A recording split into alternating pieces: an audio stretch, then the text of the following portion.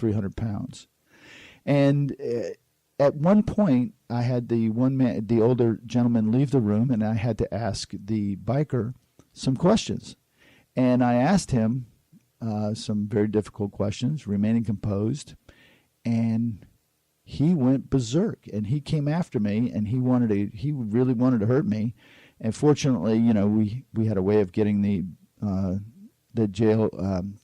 court bailiffs or the court officers to come in and subdue him. It took 6 of them, but it would have been very easy for me to lose my composure like he did, and I would have been going to jail that day with him, because if I would have responded in the way that I was conditioned to respond, I would have had to neutralize that situation. Instead, I remained composed in a way that allowed me to remain in control and notify the court officers to come in and take this man out. And so that's the opposite of, when you're scared or the going gets tough. I was trained in a way to defend myself and to protect myself. And if I would have responded in that way, it would have been bad for both of us. And knowing that allowed me to remain in control of myself and composed in a way that it was a good outcome for me. I win. See, this advantage enables you to deal with expected responses by overriding your brain's response. And it allows you to remain in control of your actions. When you lose control of your actions and you allow your emotions to take over, it's never a good outcome. It never is a good outcome, because you're allowing your emotions to dictate what is right and wrong for you. And for the most part, that is not a good thing to do, because sometimes your emotions aren't right. And you're not thinking when you respond with your emotions, because your emotions is an automatic response from your brain. And so you haven't given your mind enough time to think things through, and you're just allowing yourself to respond. In other words, you're losing your control. See, composure enables you to have clarity of your thoughts and the ability to maintain your focus during very difficult situations. Composure is not an easy thing. It's very, very easy to lose composure. But think about this. Think about if the 18-year-olds that have been trained to go off and fight in war, and they can remain composed on the battlefield in a way that allows them to win, I would say 99.99% of the time, you could do the same. You can do the same. See, composure promotes sound decision making when it counts most. When it counts in your life. When it counts in making the deal. When it counts for saving your life.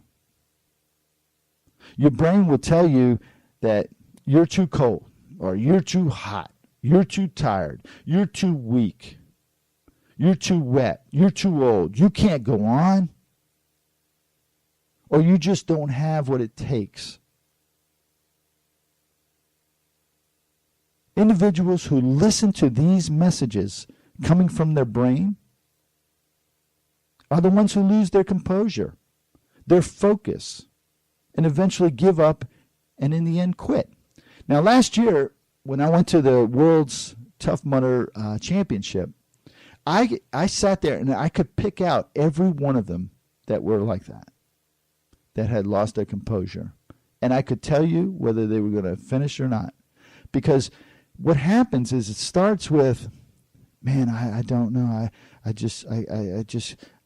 don't know what's happening to me. I'm kind of losing my control, and it's cold, and I don't know. I don't know if I can go on. And they just start losing it. They lose their control, and when they start losing the control, it becomes easy. It becomes easy to back out of what you've committed to do. whatever that is, in whatever situation that is. See, in that championship, during the daylight hours, everybody was fine. Everybody was pretty well on a level playing field, and they were really competing well. As soon as the sun went down and it got dark, the game changed. It changed in a way that, for me, was rather predictable, because I've been there before. I know what happens with people in the dark. They don't like the dark. And when you don't like the dark, even if you're a premium, superb physical specimen of an athlete, if you're got problems with the dark, you're going to have problems with the cold, you're going to have problems with being wet, you're going to have problems with being tired, and that's just the way it goes.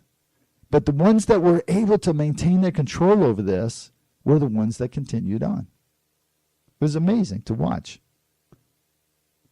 However, if you think about this, those who can maintain their composure are just the opposite of the ones that can't. Literally, they're the opposite. They can maintain their focus. They can continue with the tasks at hand. They are very, very easily the ones that succeed. See, by remaining composed, they can dig deep, way deep, deep, deep down inside of themselves to find the strength needed to finish. You see it a lot. You see it in people where there's accidents and a car, is on the kid or on the adult or whatever, and two people or a person actually lifts the vehicle, and they say, "Wow, how did he do that? How did she do that? How did they do that?" Well, first off, they remained composed, because if they would have lost control and lost composure, they would have never even attempted to do whatever it was that they did. When you see the police officer or the civilians running towards a burning car and pulls the guy out of the car after they bust out the window and the car's in flames like crazy, that was only able to be done because the individuals that did it remained composed as they went after trying to get the person out of the vehicle. Over the years, there have been many, many times in my life where my brain has told me I just couldn't go on. But my mind told me to continue. Don't stop. I think back to my military time, and there were times that if I would have stopped, I wouldn't be talking to you right now. You just got to keep pushing on. Got to keep pushing on. Got to keep pushing on. At some point, we will all experience situations in which our brain tells us we just can't go on. In those situations, we must ensure our mind remains in control, providing us with the composure that allows us to continue until we've overcome whatever the challenge is that faces us.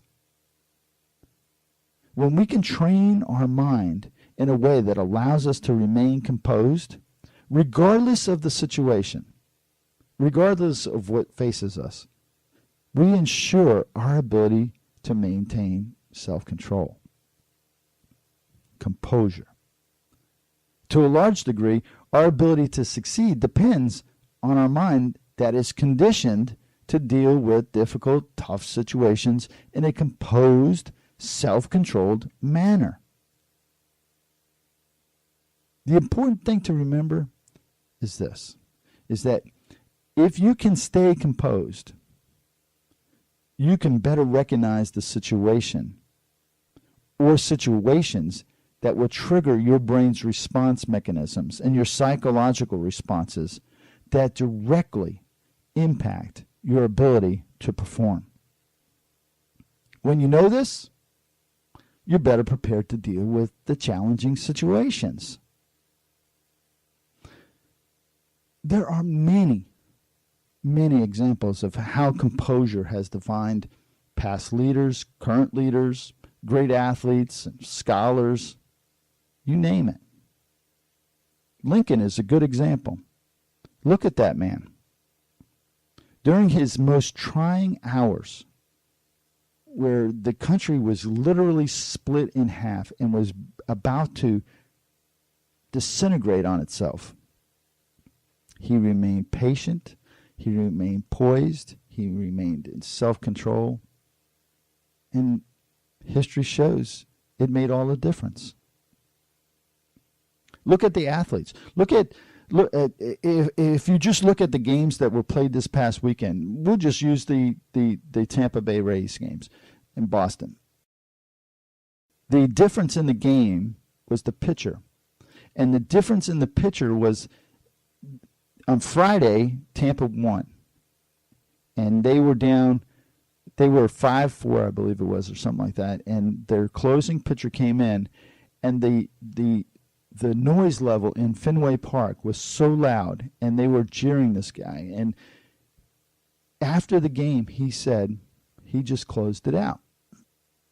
The next game, the next day, was a pitcher by the name of Snell. Now, this kid, young kid, pitched 1 or 2 good innings and then pitched the ball that was hit for a home run.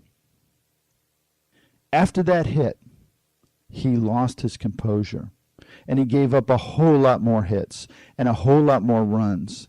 And as a result, he completely lost his composure, and the Rays sent him back down to the minor league. The pitcher from the night before said the difference between him and that pitcher is that he did not hear the crowd.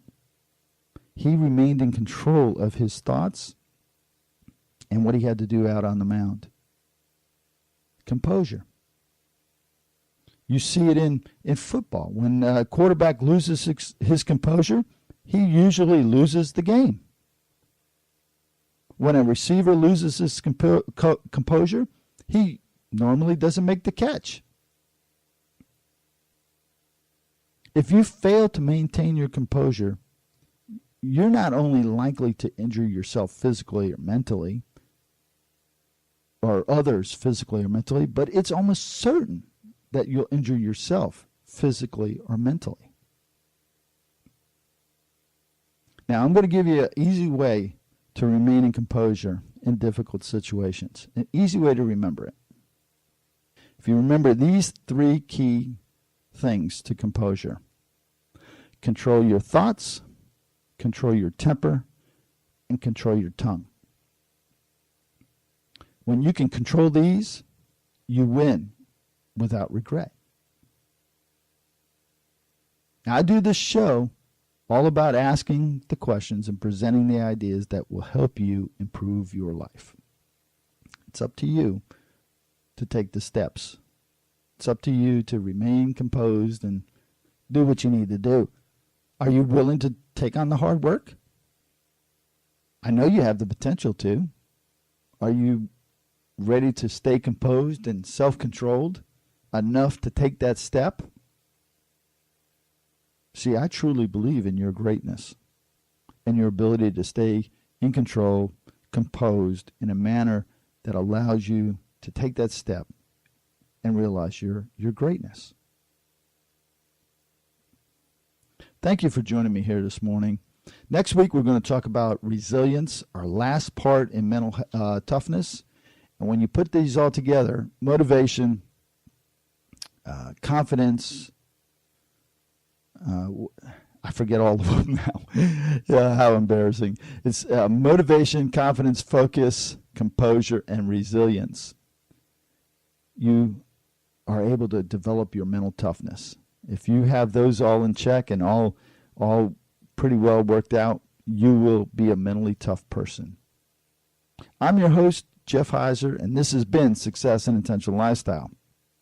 Please tune in again next Monday right here at 8 a.m. for another show of Success and Intentional Lifestyle right here on Talk Network Radio. Now, one other thing is, if you go out to my website at www.jeffheiserradio.com, JEFFHEISER radio.com, you'll see the transcripts of this on my blog. And so you can either read it or do what you want with it. And you will also have the audio available to listen to on demand. So until next week, Stay safe.